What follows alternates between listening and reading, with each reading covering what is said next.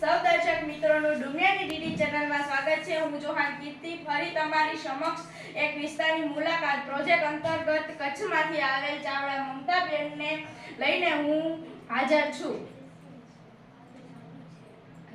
નમસ્તે। નમસ્તે। બેસો।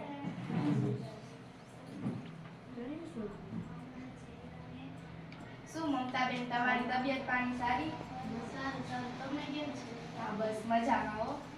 તો આ મારા દર્શક મિત્રો છે, એમને હું કચ્છમાંથી તમે આવો છો ને, તો તમારામાંથી હું થોડુંક એનામાં જ્ઞાન મેળવવું છે, તો તમે અમને જણાવશો? હા, ચોક્કસ।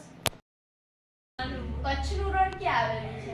કચ્છનું રણ ગુજરાતના ઉત્તર પશ્ચિમ ભાગમાં આવેલું છે। કચ્છની આબોહવા કેવી છે? કચ્છની આબોહવા ગરમ અને સૂકી છે। કચ્છના રણમાં કયો વિસ્તાર આવેલો છે? કચ્છના રણમાં બન્ની વિસ્તાર આવેલો છે। કચ્છના રણના કેટલા ભાગ છે?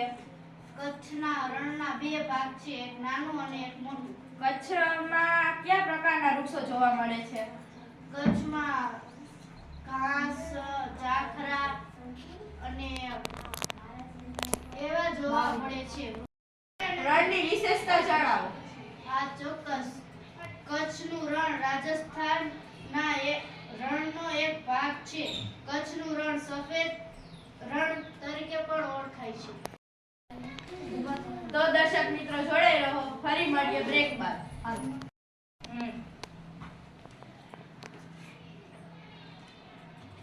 હાય ક્રિસા। હાય ફોરમ। તને એક વાત પૂછું? શું? તારા ચહેરા પર આટલી ચમક અને સોફ્ટનેસ કેમ છે? એ તો મારો જાદુ છે। તારી જાદુની વાત મને પણ કહીશ? આ છે મારો જાદુ। સંતુર?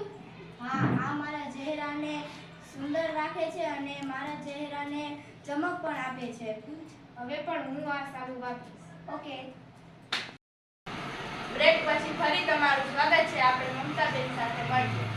તો મમતાબેનનો પ્રશ્ન, કચ્છના રણમાં ક્યાં ક્યાં પક્ષીઓ જોવા મળે છે? કચ્છના મોટા રણમાં સુરખાબ જોવા મળે છે। આ ઉપરાંત લાવડી, ધોવાણ, કુંજ, સારસ વગેરે અન્ય પક્ષીઓ જોવા મળે છે।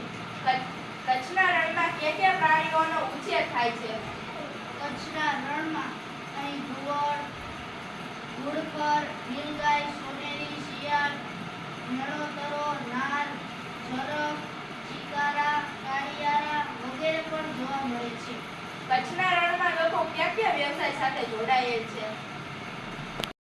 કિનારાના વિસ્તારમાં લોકો વહાણવટુ, માછીમાર અને ઝીણા પકડવાના વ્યવસાયમાંથી રોજગારી મેળવે છે।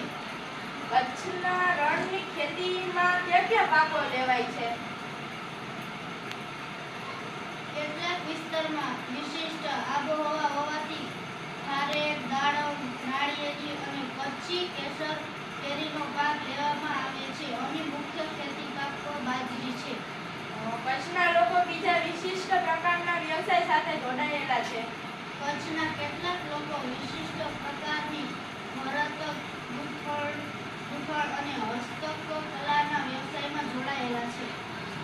ખૂબ સરસ મમતાબેન, તમારો કિંમતી સમય અમને આપ્યો અને કચ્છના રણની માહિતી અમને આપી।